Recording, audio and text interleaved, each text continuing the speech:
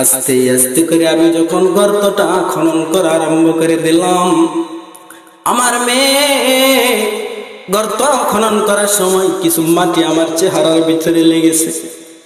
ইয়া রাসূলুল্লাহ, আমার মেয়ে তার পরনের জামা দিয়ে আমার চেহারার সুন্দর করে বালগুলা মুছে দিল। এত পাষাণ আমি হইলাম বিন্দু পরিমাণ, তারপরে আমার মেয়ের প্রতি আমার কোনো মায়া লাগলো না। আস্তে আস্তে করে যখন আমি গর্তটা খনন করতেছি, আমার মেয়েটা ছোট্ট বাচ্চার মতো এই ধুলাবালি দিয়ে আস্তে আস্তে করে খেলাধুলা করতেছে। সে এখনো জানে না আমার মনের ভিতরে কি আছে, আমি এটাকে কিসের জন্য এনেছি। আমি গর্ত খনন করি, মেয়েটা আস্তে আস্তে করে ভয় পাইতেছে। মেয়েটা ডাক দেখো, বাবা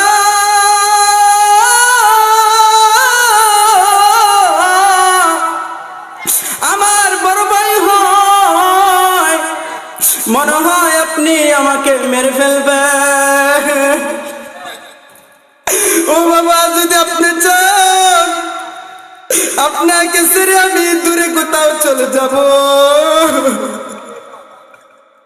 বাবা গো, তারপরেও আপনি আমাকে মারবেন না। রাসূল গো, কি করে আপনাকে আমি এমন কষ্টের কথা বলবো। নিজ হাত দিয়ে আমার মেয়েটাকে আমি হত্যা করে ফেললাম। গর্তটা খনন করা যখন শেষ হয়ে যায়, পাষাণবিদের অধিকারী আমি বাবা হয়ে গেলাম। দা করে একটা ধাক্কা দিয়ে আমার মেয়েটাকে গর্তের ভিতরে ফেলে দিলাম। আমার মেয়েটা থরথর করে গলা কাটা মুরগির মতো কাঁদে। আর ডাক দিয়ে কই, বাবা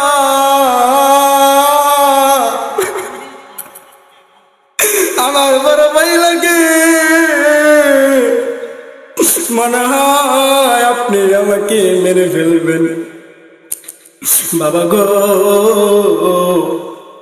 আপনি যখন আমার দ্বারা ছিলেন না, আমার মা আমাকে বড় কষ্ট করে মায়া মমতা ভালোবাসা দিয়ে আমাকে বড় বানাইছে। আপনি যদি আমাকে মেরে ফেলেন, আমার মা বড় কষ্ট পেয়ে যাবে। মুসলমান বাইরে আমার দেখেন, দু ফুটা চোখের পানি কি কারো চোখ দিয়ে বের হয় কিনা। এই মাহফিল থেকে যদি দু ফুটা চোখের পানি আপনার চোখ মুবারক দিয়ে বের হয়, তাহলে আজকে এই মাহফিল সাকসেসফুল হয়ে যাবে। বলেন আল্লাহু আকবার, আরো জোরে বলেন আল্লাহু আকবার। মেয়েটাকে যখন দা করে ধাক্কা দিয়ে আমি গর্তের ভিতরে ফেলে দিলাম, আমার মেয়ের দুটি হাত আমি বেঁধে ফেললাম। আমার মেয়েটা থরথর করে কাঁপতেছে, ভয়ের কারণে কম্পিত হয়ে গেছে। আমার মেয়েটা যখন দেখলাম মরে না, মাটি গুলা যখন চাপা দিয়ে দিলাম, উপর দিয়ে হাত নাড়া বলে, বাবা আপনি আমাকে মারবেন না, আপনি আমাকে মারবেন না। আমার বড় ভয় লাগতেছে বাবা, আপনি যদি চান মরুর প্রান্তর ছেড়ে আমি দূরে কোথাও চলে যাব, আর কোনোদিন আমার আপনার বাড়িতে আমি আসবো না। বাবা গো, আপনি আমাকে ছেড়ে দেন, আপনি আমাকে ছেড়ে দেন। ইয়া রাসূলুল্লাহ, আমার মনটা এমন পাষাণ হয়ে গেল, শয়তানে ধোঁকা দিল। বিন্দু পরিমাণ আমার মেয়ের কথা আমি শুনলাম না। যখন দেখলাম আমার মেয়েটা মরে না, তার আত্মাটা ছটফট করতেছে, হঠাৎ করে বিশাল বড় একটা পাথর নিয়া মেয়েটার মাথার ভিতরে এমন জোরে মেরে দিলাম। রাসূল গো, যখন এই কথা আমার স্মরণ হয়, মনে হয় বুক ফেটে আমার কলিজাটা বের হয়ে চলে আসছে। আমার মেয়েটা দর্পণ করতে করতে মারা যায়। মেয়েটার মাথার মগজ গুলা বেরিয়ে পড়ে, রক্তের ফোঁটাটা আমার চেহারার ভিতরে লেগে যায়। রাসূল গো, যেদিন থেকে আমি আসলাম আমার মেয়েকে হত্যা করে দিন পেরিয়ে সপ্তাহ পেরিয়ে মাস 41 দিন প্রায় হয়ে গেছে, এখন পর্যন্ত আমার ঘুম নাই,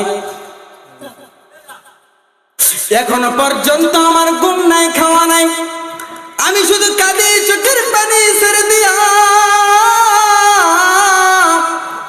কি ভুল আমি করেছি, কি অন্যায় আমি করেছি, আমার মতো অপরাধী পৃথিবীর মধ্যে কেউ নাই। আল্লাহ রাসূলকে যখন এই কথাগুলা সাহাবী শোনালেন, আল্লাহ রাসূল বসা ছিলেন, বসা থাকা সত্ত্বেও হঠাৎ করে দুইজন সাহাবীর কাঁধের উপর বর দিয়ে দাঁড়ায় গেছে। আল্লাহ রাসূল হাওমাও করে কান্নাকাটি করা আরম্ভ করে দিলেন। আল্লাহ রাসূল ডাক দিয়ে কইলেন, সাহাবী, এমন পাষাণ কি পৃথিবীর মধ্যে কেউ হতে পারে নিজের মেয়েকে নিজ হাত দিয়ে এমন ভাবে নির্মমভাবে হত্যা করে ফেলে? কত মানুষ আছে দিনকে দিন, বছরকে বছর চলে যায়, কোনো সন্তান হয় না, ঠিক কিনা বলেন? কত কবিরাজের কাছে যায়, ডাক্তারের কাছে যায়, চিকিৎসা করে, আলতা করে, অনেক কিছু করে, কিন্তু সন্তানাদি হয় না। কন্যা সন্তান আল্লাহ তাআলা দান করেছিল, এত ভালো একটা সন্তান পাওয়ার পরও কেউ কি এমন ভাবে নির্মম ভাবে মেরে ফেলে? আল্লাহ রাসূল বলেন, সাহাবী, তুমি যদি এমন করার 100টি মানুষকে তুমি মেরে ফেলতা, তারপরে যদি মাওলা পাকের কাছে তুমি 2 ফোঁটা চোখের পানি ছেড়ে দিয়া বলতে, মালিক, গুনাহ করে ফেলেছি, তুমি মাফ করে দাও, চোখের পানি ছেড়ে দিয়া যদি বললাম, ও আমার সাহাবায়ে কেরাম কান্নাকাটি করো, আল্লাহ তাআলা তারপরেও তোমার গুনাহ খাতাগুলি মাফ করিয়া দিবেন। বলেন সুবহানাল্লাহ, আর জোরে বলেন সুবহানাল্লাহ। সাহাবীকে আল্লাহ রাসূল বললেন, মাফ চাও, জলদি করে মাফ চাও, তওবা করো, আল্লাহ তাআলা মাফ করিয়া দিবেন।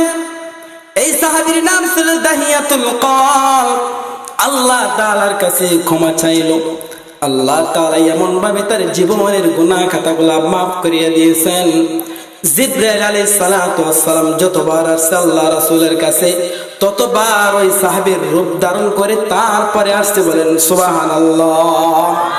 আল্লাহ পাক রব্বুল আলামিন ডাক দিয়ে কই, গোলাম, আমি রব হইলাম করুণার দয়ার সাগর মালিক, আমার মতো আপন আর ভালোবাসার মানুষ তোমার কেউ নাই। দুনিয়ার মধ্যে তুমি আজকে আসো, তুমি কি মনে করেছো তোমার সন্তান তোমার আপন, তোমার স্ত্রী তোমার আপন, তোমার ধন সম্পত্তি তোমার আপন? না না, এগুলা কোনো কিছুই তোমার আপন না, সবগুলাই বৃথা। দুনিয়ার মানুষে দুনিয়ার মধ্যে আইসা তুমি আজকে আমাকে ভুলে গেলা। আল্লাহ তাআলা ডাক দিয়া কইয়া, আইয়ুল ইনসান মা গররাকা বিরাব্বিকাল কারীম, ও দুনিয়ার মানুষে, কোন জিনিস তোমাকে এমন ভয়ময় রব থেকে বাধা প্রদান করে? যখন তুমি রূহ জগতের ভিতরে ছিলে, আমি রব ছিলাম তোমার আপন। দুনিয়ার মধ্যে আজকে তুমি আসছো, সব কিছু পায়া তুমি আমাকে ভুলে গেলে। ও দুনিয়ার গোলাম রে, যখন তুমি দুনিয়া থেকে চির বিদায় নিয়ে চলে যাবে, কবরে যাবে, ওই দিন তোমার স্ত্রী, সন্তান, ছেলে মেয়ে, ধন সম্পত্তি কেউ তোমার আপন হবে না, শুধুমাত্র আমি আল্লাহ তোমার আপন হব। বলেন সুবহানাল্লাহ। সেই জন্য রব ডাক দিয়া কয়, গোলাম, দুনিয়ার সব মায়া মমতা মোহাব্বত ভালোবাসা তুমি ছেড়ে দাও, আমি একমাত্র রবকে তুমি আপন করে নাও। আমি আল্লাহ তাআলা কথা দিলাম, লা খাউফুন আলাইহিম ওয়ালা হুম ইয়াহজানুন। বলেন আল্লাহু আকবার। আল্লাহ পাক রব্বুল আলামিন বলেন, দুনিয়ার সব ছেড়ে দাও, আমি রবকে তুমি আপন বানাও। দুনিয়ার মধ্যে তোমার কোনো ভয় থাকবে না রে গোলাম, আখিরাতে তোমার কোনো চিন্তা থাকবে না। দুনিয়া থেকে কালিমা পড়তে পড়তে মারা যাইবে, সঙ্গে সঙ্গে আমি আল্লাহ তাআলা পৃথিবীর সর্বশ্রেষ্ঠ নিয়ামত জান্নাতে তোমাকে ঢুকিয়ে দেব। বলেন সুবহানাল্লাহ। ইন্নাল হামদুলিল্লাহ নাহমাদুহু ওয়া নাস্তাঈনুহু ওয়া ونستغفره ونعوذ بالله من شرور أنفسنا ومن سيئات أعمالنا من يهده الله فلا مضل له ومن يضلله فلا هادي له ونشهد أن لا إله إلا الله وحده لا شريك له ونشهد أن سيدنا وسندنا وحبيب ربنا وطبيبنا وطبيب قلوبنا ومولانا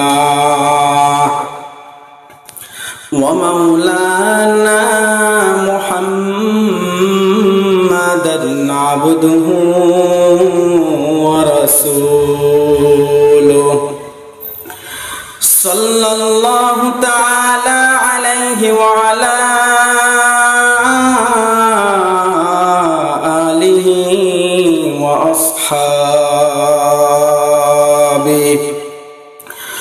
وأصحابه وبارك وسلم تسليما كثيرا أما بعد فأعوذ بالله من الشيطان الرجيم بسم الله الرحمن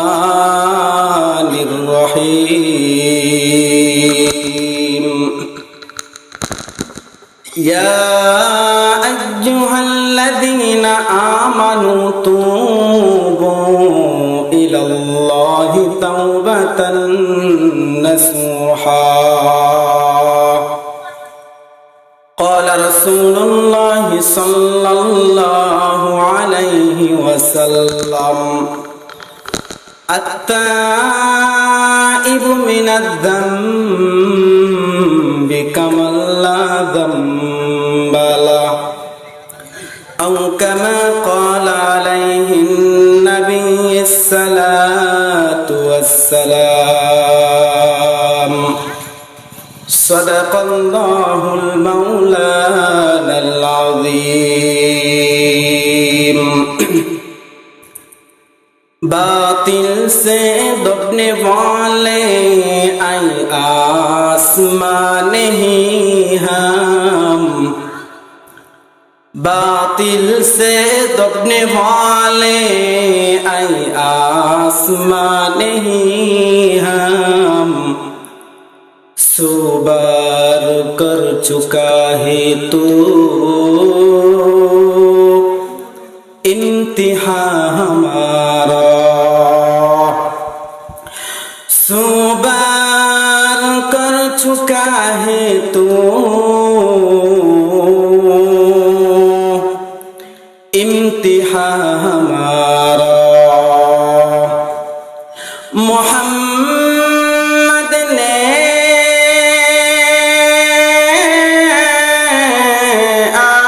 आकर कुफूर को मिटाया कुफूर को मिटा कर सदाकत बताया সকলে আমার সাথে মুহাব্বতের সাথে বলি বালাগাল উলা বিকামালিহি কাশাফাদ দুজা বিজামালিহি হাসানাতু জামিউ খিসালিহি সাল্লু আলাইহি ওয়া আলিহি कौनैन का मुख्तार खुदा तुमको बनाया कौनैन मुख्तार खुदा तुमको बनाया, उम्मत की निगाहबान खुदा तुमको बनाया, उम्मत की निगाहबान खुदा तुमको बनाया। हे रब मेरे आँखों में समा जाए मदीना, हे रब मेरे आँखों में समा जाए मदीना, मुद्दत से मेरा दिल में तमन्ना है मदीना, मुद्दत से मेरा दिल में तमन्ना है मदीना। तलवार बकट हूँ के निकल मैदाने आसीर, तलवार बकट हूँ के निकल मैदाने आसीर, दुश्मन के मुकाबिल तो लगा नारे तकबीर, दुश्मन के मुकाबिल तो लगा नारे तकबीर। तो मर्द मुसलमान व तू मर्द मुसलमान, तो मर्द मुसलमान व तू मर्द मुसलमान, एक हाथ में तलवार के हाथ में कुरान, एक हाथ में तलवार के हाथ में कुरान। সকলে একটু মুহাব্বতের সাথে জিকির করে লা ইলাহা ইল্লাল্লাহ, লা ইলাহা ইল্লাল্লাহ, লা ইলাহা ইল্লাল্লাহ। আর জোরে লা ইলাহা ইল্লাল্লাহ, হাসবি রব্বি জাল্লাল্লাহ, মা ফি কলবি গায়রুল্লাহ, হাসবি রব্বি জাল্লাল্লাহ, মা ফি কলবি গায়রুল্লাহ, লা ইলাহা ইল্লাল্লাহ, লা ইলাহা ইল্লাল্লাহ।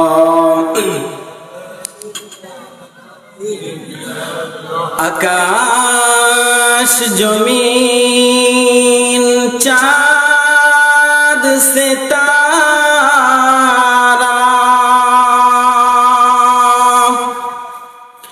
পাহাড় সাগর মোর সাহারা, গাই তসবিহ গাই তোমার নামে, লা শারীকা ইল্লাল্লাহ, লা ইলাহা ইল্লাল্লাহ, লা ইলাহা ইল্লাল্লাহ,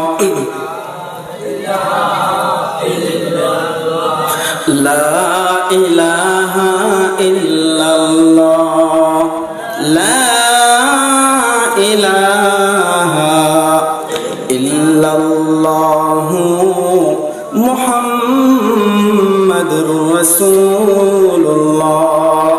সকলে জোরে আওয়াজ বলি সাল্লাল্লাহু আলাইহি ওয়াসাল্লাম।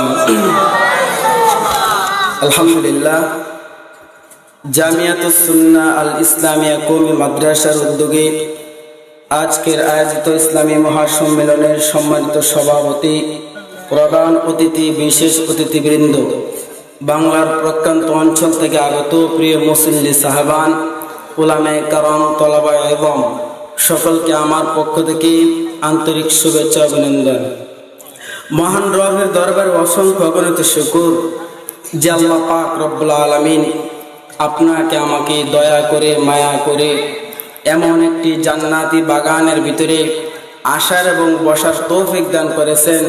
সেজন্য সকলে দিল থেকে, অন্তর থেকে, অন্তরের অন্তরস্থল থেকে শুকরিয়া আদায় করি আলহামদুলিল্লাহ। আবারও জোরে বলি আলহামদুলিল্লাহ। আল্লাহ পাক রব্বুল আলামিনের মহাগ্রন্থ আল কোরআনুল কারীম থেকে একখানা আয়াতে কারিমা তেলাওয়াত করেছি। আল্লাহ রাসূল সাল্লাল্লাহু আলাইহি ওয়াসাল্লামের অসংখ্য হাদিস থেকে একখানা হাদিস পাঠ করেছি। আল্লাহ তাআলা চাহে তো এই আয়াত ও হাদিসকে সম্মুখে রেখে কিছু আলোকপাত করবে ইনশাআল্লাহ তাআলা।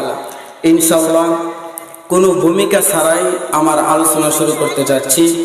আল্লাহ পাক রব্বুল আলামিন পবিত্র কোরআনের ভিতরে ইরশাদ করেন, ইয়া আইয়ুহাল্লাযীনা আমানু, যারা ঈমানদার মুমিন মুসলমান কালিমা পড়েছে জন্মে সত্যি যারা মুসলমান তাদেরকে শুধুমাত্র ডাক দিয়ে আল্লাহ তাআলা বলেন সুবহানাল্লাহ।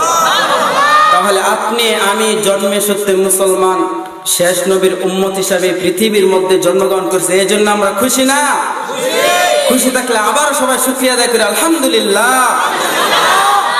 যারা জন্মায় সত্যি মুসলমান কালিমা পড়েছে তাদেরকে সম্বোধন করে আল্লাহ পাক রব্বুল আলামিন ডাক দেয়া কয়, ইয়া আইয়ুহাল্লাযীনা আমানু, হে ঈমানদারগণ, ইয়া আইয়ুহাল্লাযীনা আমানু তুবু ইলাল্লাহি তাওবাতান নাসুহা।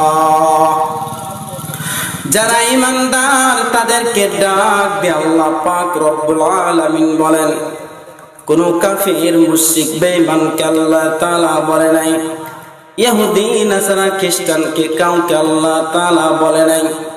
যারা মুসলমান কালিমা পড়েছে জন্ম সত্যি মুসলমান তাদেরকে ডাক দেয়া রব কয়, মুসলমান রে তুবু ইলাল্লাহি তাওবাতান নাসুহা। তোমরা প্রতিটি মুহূর্তে ক্ষণে ক্ষণে আমি রবের কাছে বেশি বেশি করে তওবা কর গোলাম। কারণ যে বান্দা বেশি বেশি করে তওবা করে ইস্তিগফার পড়ে আল্লাহ তাআলার কাছে বেশি বেশি করে ক্ষমা চাই, আল্লাহ তাআলা তামাম পৃথিবীর মধ্যে ওই বান্দাকে সবচাইতে বেশি পছন্দ করেন। বলেন সুবহানাল্লাহ, আরো জোরে বলেন সুবহানাল্লাহ। যে বান্দা বেশি বেশি করে তওবা করবে ইস্তিগফার করবে প্রতিনিয়ত, ইস্তিগফার পড়ার দ্বারা 3 থেকে 4টা ফায়দা রয়েছে। বলেন সুবহানাল্লাহ। 1 নাম্বার ফায়দা হলো আমরা সর্বক্ষণ রিজিকের পিছনে দৌড়াই, সকাল থেকে নিয়ে সন্ধ্যা আগ পর্যন্ত রিজিকের পিছনে দৌড়াই। চিল্লায় বলেন ঠিক কিনা? যে ব্যক্তি বেশি বেশি করে আস্তাগফিরুল্লাহ এই তাসবিহটা বেশি বেশি করে পড়বে, আল্লাহ তাআলা বলেন তোমার রিজিকের টেনশন করতে হবে না, আমি গায়বী খাজানা থেকে তোমার রিজিকের ব্যবস্থা করে দেব। বলেন সুবহানাল্লাহ, আরো জোরে বলেন সুবহানাল্লাহ। যে ব্যক্তি বেশি বেশি করে ইস্তিগফার করবে দুরূদ শরীফ পড়বে, আল্লাহ পাক রব্বুল আলামিন তার সংসারের ভিতরে বরকত দান করবেন, কামাই রোজগারের ভিতরে বরকত দান করবেন। যে ব্যক্তি প্রতিনিয়ত দুরূদ শরীফের আমল করবে আল্লাহ পাক রব্বুল আলামিন ওই ব্যক্তিকে কোনোদিন কোনো জায়গার ভিতরে ঠেকাবে না। ওই ব্যক্তি যত বড় গুনাহগার হোক না কেন, তওবা করা দেরি হবে, ইস্তিগফার করা দেরি হবে, মহান রব তার গুনাহটা সঙ্গে সঙ্গে মাফ করিয়ে দিবেন। বলেন সুবহানাল্লাহ। 1 নাম্বার বললাম, 2 নাম্বার বললাম, 3 নাম্বার আলোচনা থেকে আমি শেষ থেকে আজকে আলোচনা করব রে বন্ধু। 3 নাম্বার হলো যে ব্যক্তি বেশি বেশি করে ইস্তিগফার করবে ওই ব্যক্তি মুস্তাজাবুদ দাওয়া হয়ে যাবে। মুস্তাজাবুদ দাওয়া কাকে বলা হয়? মনে করেন আমি এখন দোয়া করলাম, আল্লাহ আমার জমির ভিতরে বৃষ্টির প্রয়োজন, মুস্তাজাবুদ দাওয়া তাকে বলা হয়। আমি দোয়া করা দেরি হবে, আকাশের মালিক আল্লাহ তাআলা আসমান থেকে বৃষ্টি বর্ষণ করা দেরি করবেন না। বলেন সুবহানাল্লাহ। তাকেই বলা হয় মুস্তাজাবুদ দাওয়া। মানে যে দোয়া করবে, দোয়া করা দেরি হবে, সঙ্গে সঙ্গে আল্লাহ তাআলা তার দোয়াকে কবুল করবেন। যে বেশি বেশি করে প্রতিনিয়ত আস্তাগফিরুল্লাহ আস্তাগফিরুল্লাহ পড়বে তাকে আল্লাহ তাআলা এমন ভাবে মুস্তাজাবুদ দাওয়া বানিয়ে দিয়ে বলেন সুবহানাল্লাহ।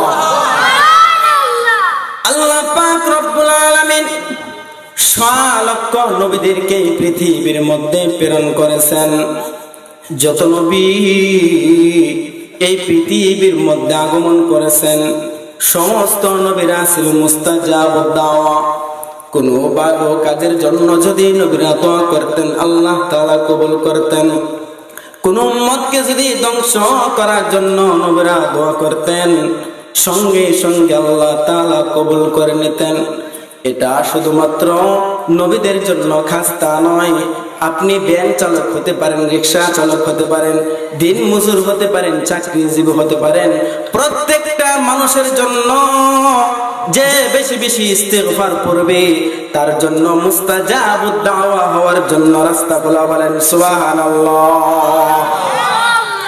একটা ওয়াকিয়া শুনাইলে বুঝতে পারবেন মুসলমান ভাই, আমরা যারা মুসলমান তারা পৃথিবীর মধ্যে তাম পৃথিবীর মধ্যে 4 জন ইমামের আমরা অনুসরণ করি। বলেন কয়জন ইমাম? 1 নম্বর হলো হানাফি, শাফিঈ, মালিকি, হাম্বলি। ইমাম আবু হানিফা রাহমাতুল্লাহি আলাইহি তার অনুসরণ আমরা করি। চিল্লায়া বলেন ঠিক কিনা? শাফিঈ যাকে বলা হয় যারা ইমাম শাফিঈ রাহমাতুল্লাহি আলাইহির অনুসরণ করে। মালিকি তাদেরকে বলা হয় যারা ইমাম মালিক রাহমাতুল্লাহি আলাইহি অনুসরণ করে। হাম্বলি তাদেরকে বলা হয় যারা ইমাম আহমদ ইবনে হাম্বলের অনুসরণ করে। বলেন সুবহানাল্লাহ। ইমাম আহমদ ইবনে হাম্বল রাহমাতুল্লাহি আলাইহি এক জায়গার ভিতরে গেলেন তিনি দ্বীন প্রচার প্রসার করার জন্য। ওই জায়গার ভিতরে যাইতে যাইতে রাত্র হয়ে গেছে। এশারের নামাজ তিনি আদায় করলেন। আদায় করার পরে মসজিদের খাদেমকে ডাক দেয়া, ভাই খাদেম ভাই, বহু দূর থেকে আমি আসছি, অনেক দূরে আমার বাড়ি। আজ রাতটুকু কি আমি মুসাফির মানুষ, আপনার মসজিদের ভিতরে থাকার জন্য জায়গা কি আমার হবে? খাদেম ডাক দেয়া, কো ভাই তোমাকে আমি চিনি না, কোথায় থেকে তুমি আসছো? তুমি হইলা মুসাফির, তোমাকে যদি মসজিদের ভিতরে জায়গা দেয় আমাদের মসজিদের সমস্ত যত মালপত্র আছে সবকিছু চুরি করে নিয়ে চলে যাইবা। চিল্লায়া বলেন ঠিক কিনা? আপনাদের মসজিদের ভিতরে যদি অপরিচিত একজন ব্যক্তিকে জায়গা দেওয়া হয়, ইমাম সাহেব মুয়াজ্জিনকে যদি বলা হয়, তাহলে অবশ্যই তাকে জায়গা দেওয়ার ব্যাপারে সংকোচ বোধ করবেন। ঠিক কিনা বলেন? কিন্তু এই খাদেম যুগের সর্বশ্রেষ্ঠ ইমাম আহমদ ইবনে হাম্বলকে চিনে নাই। খাদেম ডাক দেয়া, কই ভাই না না, তোমাকে জায়গা দিতে পারবো না, কারণ তোমাকে যদি জায়গা দে মসজিদের বড় ক্ষতি করে ফেলবে। যাও যাও, চলে যাও। ইমাম আহমদ ইবনে হাম্বলকে তারা চিনে নাই, কারণ কোনদিন দেখে নাই, শুধুমাত্র নাম তার শ্রবণ করেছে। ইমাম আহমদ ইবনে হাম্বল অপরাধ হইয়া তিনি একটা বাজারের মধ্যে চলে আসলেন। আইসা দেখে একজন রুটি বিক্রেতা বাজারের মধ্যে রুটি বানায়। রুটি বানাইতেছি, ইমাম আহমদ ইবনে হাম্বল ডাক দেয়া কই, রুটিওয়ালা ভাই, বহুদূর আমার বাড়ি, অনেক দূর থেকে আমি আসছি, মুসাফির মানুষ, কোথায় থাকবো? জায়গা আমার নাই থাকার মতো। একটু রাত কি আপনার কাছে জায়গা দিবেন? শীতের রাত, আপনার সঙ্গে আমি আগুন ফোয়াতে ফোয়াতে কাটায় দেব। রুটি বিক্রেতা ডাক দেয়, কইবা মুসাফির,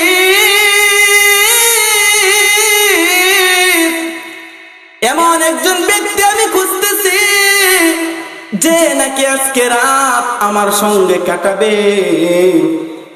তোমাকে আমি পাইলাম, আমি বড় খুশি হয়ে গেলাম। কোনো সমস্যা নাই, তুমি আমার সাথে রাতটুকু কাটাইতে পারবি। বলেন সুবহানাল্লাহ। ইমাম আহমদ ইবনে হাম্বল যুগের বড় একজন ইমাম। তিনি ধ্যান দিয়ে কতক্ষণ যাবত দেখতেছেন রুটিওয়ালা রুটি বানায়, বলে আস্তাগফিরুল্লাহ। রুটি তাওয়ার মধ্যে দেয়, যখন সেক দেয় তখন বলে আস্তাগফিরুল্লাহ। রুটি যখন তাওয়া থেকে তুলে তখন রুটি বিক্রেতা বলে আস্তাগফিরুল্লাহ। যখন রুটি বিক্রেতা তাওয়া থেকে রুটিগুলো উঠায় বলে আস্তাগফিরুল্লাহ। ইমাম আহমদ ইবনে হাম্বল কতক্ষণ যাবত ধ্যান দেয়া দেখার পরে তিনি জিজ্ঞাসা করলেন, ও রুটি বিক্রেতা ভাই, বুঝতে পারলাম না ঘটনা কি? তুমি রুটি বানাও বলে আস্তাগফিরুল্লাহ, তাওয়ার মধ্যে রুটি দাও বলে আস্তাগফিরুল্লাহ, তাওয়া থেকে তুমি রুটিগুলা উঠাও বলে আস্তাগফিরুল্লাহ, তাওয়ার ভিতরে রুটি তুমি সেক দাও বলে আস্তাগফিরুল্লাহ, কারণটা কি? রুটি বিক্রেতাটা আজ্ঞা কয়, ও ভাই মুসাফির, এটার ভিতরে এমন এক কারণ লুকায়িত আছে, আজ পর্যন্ত আমি কাউকে কারণ বলি নাই। তুমি আমাকে এমন প্রশ্নের সম্মুখীন করো না যে প্রশ্ন করলে তোমাকে আমি জবাব দিতে বাধ্য হব। না না, মুসাফির হইছো তুমি, মুসাফিরের জায়গা থাকো, এই বিষয়ে তুমি আমাকে কোনো প্রশ্ন করো না। বলেন সুবহানাল্লাহ। আরো জোরে বলেন সুবহানাল্লাহ। ইমাম আহমদ ইবনে হাম্বল ডাক দিয়ে কয়, ভাই, বহু দূর থেকে আমি এসেছি, আমি একজন মুসাফির, আমার প্রশ্নের জবাব যদি দিতে আমি বড় খুশি হয়ে যাইতাম। রুটি বিক্রেতা অপরক হয়ে বারবার পেরাপেরি করে বলে, বাইরে আমি এই আস্তাগফিরুল্লাহ পড়ার দ্বারা বেশি বেশি ইস্তেগফার পড়ার দ্বারা এমন কিছু পেয়েছি, আমার কাছে মনে হয় তামাম পৃথিবীর কোনো মানুষ এত পরিমাণ ফায়দা আল্লাহ তাআলার কাছ থেকে পায় না। বলেন সুবহানাল্লাহ। আরো জোরে বলেন সুবহানাল্লাহ। রুটি বিক্রেতা ডাক দিয়া কইবে, মুসাফির, আমি যা কিছু আল্লাহ তাআলার কাছে চাই, আমার চাওয়া দেরি হয়, আকাশের মালিক আল্লাহ তাআলা আমার চাওয়া পূর্ণ করা দেরি করেন না। বলেন সুবহানাল্লাহ।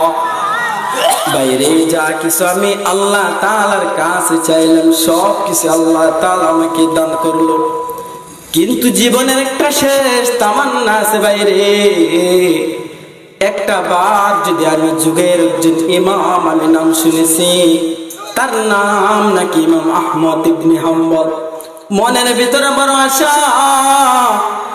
যখন আমি মৃত্যুবরণ করার পূর্বে যদি একটি বার এই জমানার সর্বশ্রেষ্ঠ ইমাম আহমদ ইবনে হাম্বলকে আমি দেখতে পারতাম, আমার জীবনের সব আশাগুলা শেষ হয়ে যাইতে। বলেন সুবহানাল্লাহ।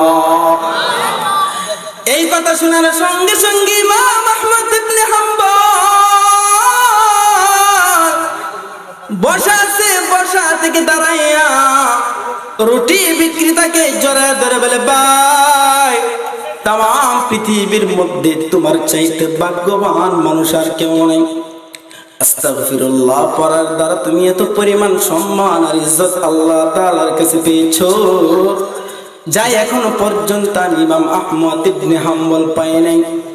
এত সম্মান আকাশের মালিক আল্লাহ তাআলা তোমাকে দান করেছে, যে আমি জমানার সর্বশ্রেষ্ঠ ইমাম আহমদ ইবনে হাম্বলকে তোমার কাছে নিয়ে আসছি। বলেন সুবহানাল্লাহ। আরো জোরে বলেন সুবহানাল্লাহ। বাইরে তুমি আস্তাগফিরুল্লাহ পড়ার দ্বারা আল্লাহ তাআলাকে এত পরিমাণ রাজি করেছো, এত পরিমাণ খুশি তুমি করেছো রে বন্ধু, তুমি দোয়া করবে কিন্তু আল্লাহ তাআলা কবুল করবে না, সেটা হতে পারে না। তুমি দোয়া করেছো শেষ জমানার সর্বশ্রেষ্ঠ ইমাম আমি আহমদকে তুমি দেখবে, আল্লাহ তাআলা সেই চাওয়াটাও তোমার পূরণ করেছে। বলেন সুবহানাল্লাহ। আরো জোরে বলেন সুবহানাল্লাহ। তার মানে 3 নাম্বার আলোচনা, 3 নাম্বার হলো যে ব্যক্তি বেশি বেশি করে আস্তাগফিরুল্লাহ পড়বে, ইস্তিগফার পড়বে, এই তাসবিহটা বেশি বেশি করে পড়বে, মুস্তাজাব দাওয়া হয়ে যাবে। সে যে দোয়া করবে আল্লাহ তাআলা সঙ্গে সঙ্গে তার দোয়া কবুল করে নেবেন। বলেন সুবহানাল্লাহ। দুই নাম্বার হলো যে ব্যক্তি বেশি বেশি করে ইস্তিগফার পড়বে। আল্লাহ রাসূল বলেছেন আত্তাইবু মিনায-যামবি কামান লা যামবা লা। আল্লাহ রাসূল বলেছেন দুনিয়ার মানুষ, আমার প্রিয় উম্মত, যে ব্যক্তি বেশি বেশি করে ইস্তিগফার করবে, মাওলা পাকের কাছে দোয়া করবে, দোয়া করা দেরি হবে। মায়ের পেট থেকে নবজাতক শিশু জন্মগ্রহণ করলে যেমনি করে তার কোনো গুনাহ থাকে না, যে ব্যক্তি ইস্তিগফার করবে, মাওলা পাকের কাছে বেশি বেশি করে দোয়া করবে, আল্লাহ তাআলা তার চোখের পানি নাকের ডুগার মধ্যে আসা দেরি হবে, তার গুনাহ খাতাগুলা নবজাতক শিশুর মতো সবকিছু মাফ করা, বেগুনাহ মাসুম হওয়া সে দেরি হবে না। আর জোরে বলেন সুবহানাল্লাহ। আল্লাহ পাক রব্বুল আলামিন ডাক দিয়ে কয়, গোলাম, তুমি যত বড় গুনাহগার হও না কেন, তোমার গুনাহ যদি পাহাড় সম পরিমাণ হয়ে যায়, সমুদ্রের ফেনা পরিমাণ হয়ে যায়, আকাশ চুম্বি যদি তোমার গুনাহ হয়ে যায়, গোলাম রে, গুনাহ করার পরে যদি তুমি আমি মালিকের কাছে ক্ষমা চাও, মাফ চাওয়া দেরি হবে, আমি রব তোমার গুনাহ খাতাগুলো মাফ করা দেরি করব না। বলেন সুবহানাল্লাহ। আল্লাহ রাসূল সাল্লাল্লাহু আলাইহি ওয়াসাল্লাম মসজিদে নববীর ভিতরে সাহাবায়ে কেরামদেরকে সম্মুখে নিয়ে বয়ান করতেছে, ও সাহাবায়ে কেরাম, মান ক্বালা লা ইলাহা ইল্লাল্লাহ দাখালাল জান্নাহ। মনে করে একজন মানুষ জীবনভর গুনাহ করেছে, পা থেকে মাথা পর্যন্ত গুনার গুনাহ, মৃত্যুবরণ করার পূর্বে যদি আল্লাহ তাআলার কাছে ক্ষমা চেয়ে কালিমাটুকু পড়ে পড়ে মৃত্যুবরণ করতে পারে, আল্লাহ তাআলা ওই ব্যক্তিটাকে এমন এক জান্নাত দান করবেন, এই দুনিয়ার নেই 10 দুনিয়ার সমান। বলেন সুবহানাল্লাহ। আর জোরে বলেন সুবহানাল্লাহ। এই কথা শোনার পরে সকল সাহাবায়ে কেরাম সুবহানাল্লাহ বলেন। আপনারা যেমনি ভাবে তাসবিহ আদায় করলেন, খুশি হয়ে তারা সুবহানাল্লাহ পড়লেন, কিন্তু একজন সাহাবী, বন্ধুরা রে আমার খুব খেয়াল করে কথাগুলো শুনুন, 2 ফোঁটা চোখের পানি যদি আপনি ছাড়তে পারেন, আপনার জন্য মাহফিল সার্থক হয়ে যাবে। কারণ জাহান্নামের আগুনের ভিতরে যখন আপনি আমি জ্বলব, দুনিয়ার কোনো টাকা পয়সা কোনো কাজে আসবে না। চিল্লায় বলেন ঠিক কিনা? অর্থ সম্পদ বন্ধু তোমার আমার কোনো কাজে আসবে না। ছেলে সন্তান, স্ত্রী সন্তানেরা তোমার আমার কোনো কাজে আসবে না। তোমার আমার কবরের ভিতরে যদি গুনাহের কারণে আগুন ধরিয়ে দেওয়া হয়, 2 ফোঁটা চোখের পানি দিয়া জাহান্নামের আগুনকে আল্লাহ তাআলা নিভিয়ে দিবেন। বলেন সুবহানাল্লাহ। আর জোরে বলেন সুবহানাল্লাহ।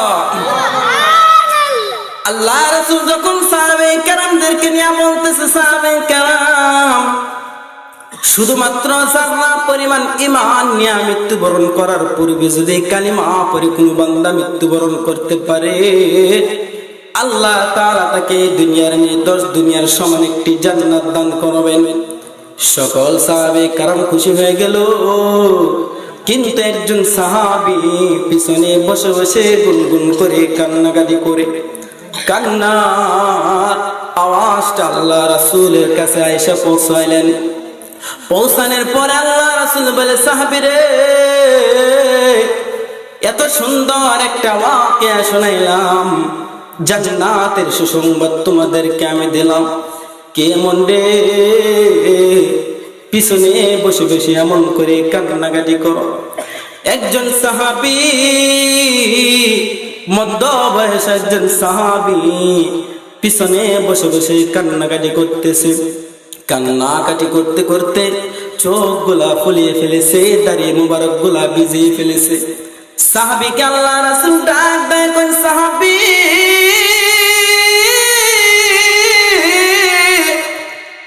এত সুন্দর সুসংবাদ শোনার পরেও তোমার চোখের ভিতরে কেন পানি? সাহাবী ডাক দেয়া কই, ইয়া রাসূলুল্লাহ, ইয়া হাবিবাল্লাহ, तमाम পৃথিবীর মানুষ যদি জান্নাতে চলে যায়, আমার বিশ্বাস আমি কোনোদিন জান্নাতে যেতে পারবো না। আল্লাহ রাসূল ডাক দেয়া কই, সাহাবী, বান্দা যত বড় গুনাহগার হোক না কেন, গুনাহের কারণে যদি অনুতপ্ত হইয়া 2 ফোঁটা চোখের পানি দিয়া মালিকের কাছে তওবা করে, তওবা করা দেরি হয়, আকাশের মালিক আল্লাহ তাআলা তার গুনাহ খাতাগুলো ক্ষমা করা দেরি করেন না। বলেন সুবহানাল্লাহ। সাহাবী ডাক দেয়া কই, ইয়া রাসূলুল্লাহ, ইয়া হাবিবাল্লাহ,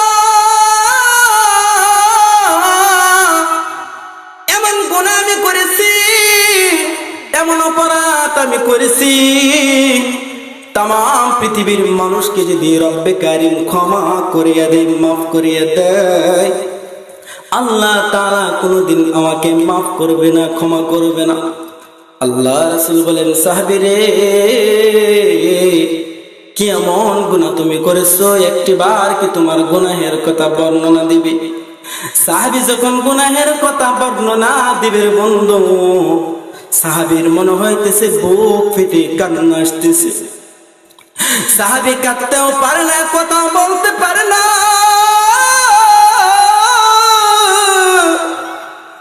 সাহাবী ডাক দেয়া কই, ইয়া রাসূলুল্লাহ, এমন অপরাধ আমি করেছি, এমন গুনাহ আমি করেছি, तमाम পৃথিবীর মধ্যে আসমানের নিচে জমিনের উপরে এমন গুনাহ কেউ করতে পারে না।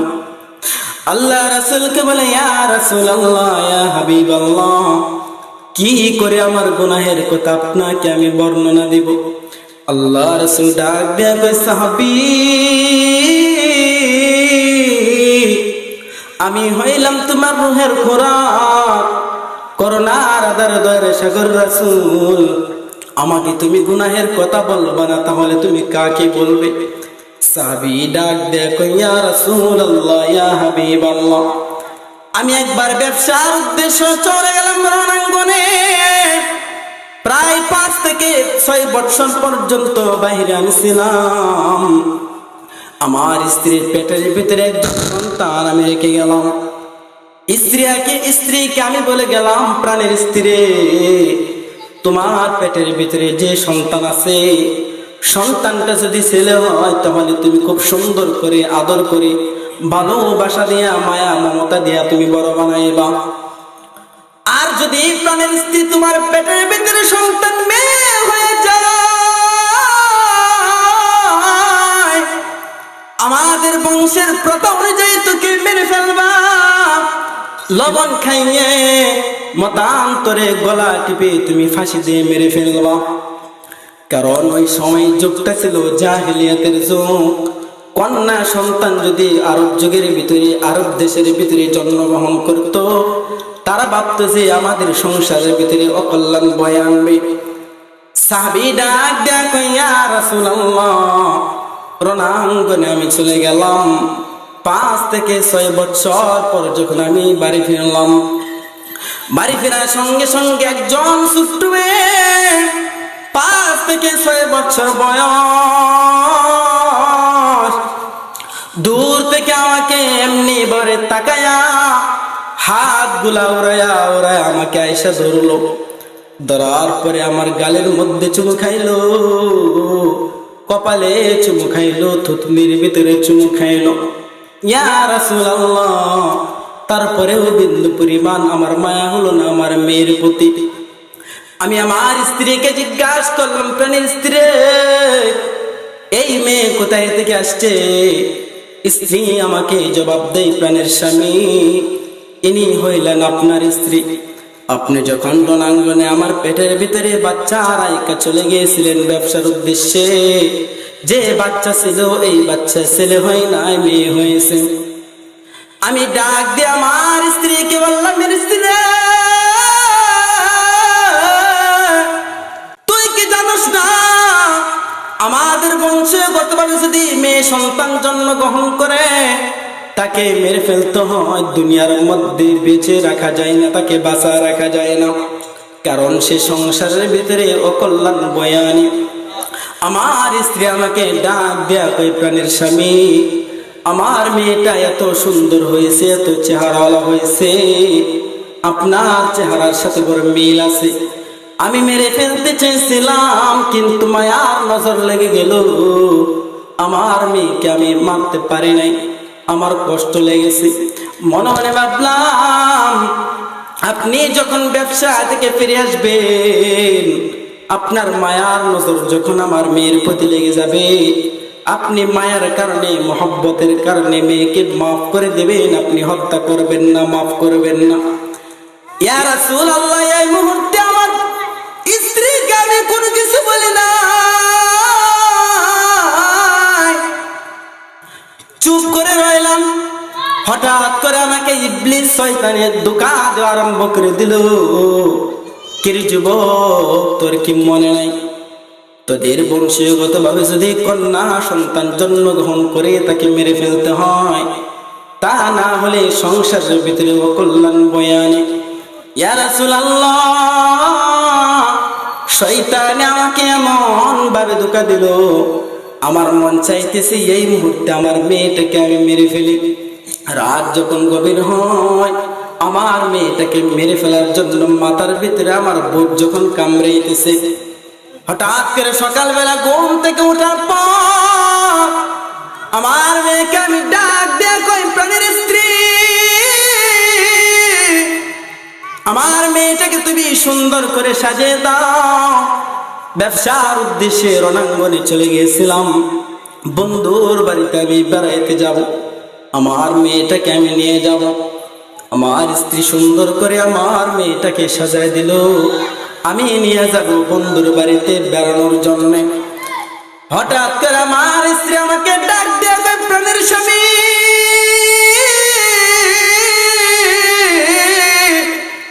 আমার বড় ভাই হয়, আপনি মনে হয় আমার মেয়েটাকে মেরে ফেলবেন। ও প্রাণের স্বামী, আপনার কাছে আমার নসিহত, আপনার যদি মন চায় আমার মেয়েকে দূরে কোথাও পাঠিয়ে দেন, আমি চলে যাব, কিন্তু আমার মেয়েটাকে আপনি মেরে ফেলবেন না। আমি ডাক দিয়ে কই, প্রাণের স্ত্রী, তুমি কি করে ভাবলে তোমার মেয়েকে আমি মেরে ফেলবো? না না, আমার মেয়েকে আমি মারতে পারি না। আল্লাহ রাসূল সাল্লাল্লাহু আলাইহি ওয়াসাল্লাম কে সাহাবী ডাক দেখো, ইয়া রাসূলুল্লাহ, ইয়া হাবিবাল্লাহ, আমার মেয়েটাকে আমার স্ত্রী সুন্দর করে গোসল করাইয়া ভালো কাপড় পরিধান করাইয়া আমার সাথে দিয়ে দিবি। আমি এই সুযোগে হাতের মধ্যে একটা খন্তা নিলাম, কিছু রশি নিলাম, ব্যাগের ভিতরে আমি ঢুকাই এলাম। আমার মেয়েটাকে আমি হাতের ভিতর করে চলে গেলাম, এমন অনেক জায়গার ভিতরে চলে গেলাম, মরুর প্রান্ত, চতুর্দিক দিয়ে বালু আর বালু, মরুভূমি, পাথর আর পাথর, এমন প্রান্তরে আমি চলে গেলাম যেখানে কোনো গাছ গাছালি, কোনো মানুষের অবকাশ নাই। আমি যখন মনে মনে ভাবলাম এই জায়গার ভিতরে কোনো মানুষ নাই, এই মুহূর্তে সুযোগ আসলো আমি আমার মেয়েকে হত্যা করে ফেলবো। মেয়েটাকে আমি আমার কুল থেকে নামালাম, ব্যাগ থেকে খন্তাটা আমি বের করলাম, আস্তে আস্তে করে আমি যখন গর্তটা খনন করা আরম্ভ করে দিলাম, আমার মেয়ে গর্ত খনন করার সময় কিছু মাটি আমার চেহারার ভিতরে লেগেছে। ইয়া রাসূলুল্লাহ, আমার মেয়ে তার পরনের জামা দিয়ে আমার চেহারার সুন্দর করে বালুগুলা মুছে দিল। এত পাষাণ আমি হইলাম বিন্দু পরিমাণ, তারপরে আমার মেয়ের প্রতি আমার কোনো মায়া লাগলো না। আস্তে আস্তে করে যখন আমি গর্তটা খনন করতেছি, আমার মেয়েটা ছোট্ট বাচ্চার মতো এই ধুলাবালি দিয়ে আস্তে আস্তে করে খেলাধুলা করতেছে। সে এখনো জানে না আমার মনের ভিতরে কি আছে, আমি এটাকে কিসের জন্য এনেছি। আমি গর্ত খনন করি, মেয়েটা আস্তে আস্তে করে ভয় পাইতেছে। মেয়েটা ডাক দেখো বাবা,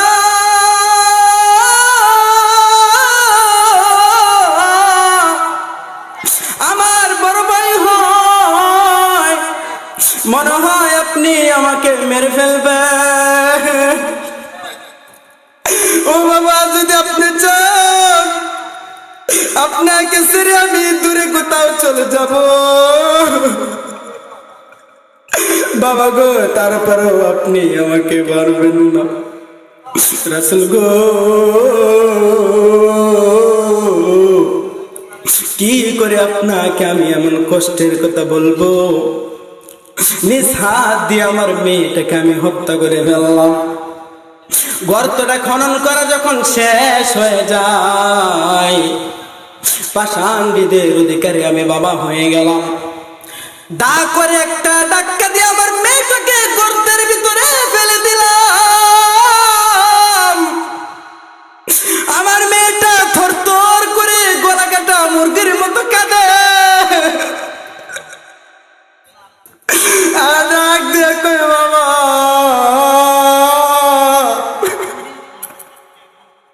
আমার বড় ভাই লাগে, মনে হয় আপনি আমাকে মেরে ফেলবেন।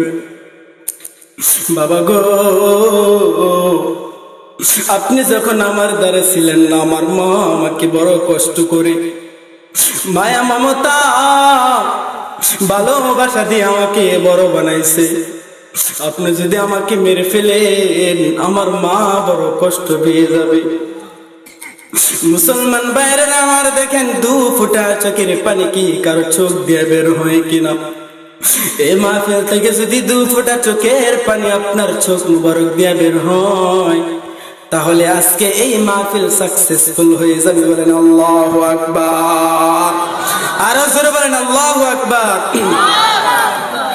মেয়েটাকে যখন দা করে ডাকা দিয়ে আমি গর্তের ভিতরে ফেলে দিলাম, আমার মেয়ের 2টি হাত আমি বেঁধে ফেললাম।